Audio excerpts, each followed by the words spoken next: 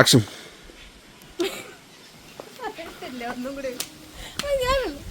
കൈകൊട്ടി കളിയാണോ?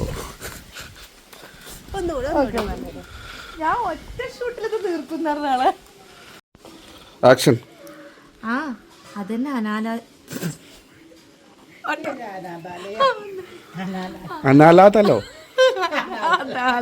നിങ്ങൾ പറയുന്നു തെറ്റാതെ പറയും. അനാഥാലയം. ഇങ്ങോട്ടേലും പറയും. ആക്ഷൻ.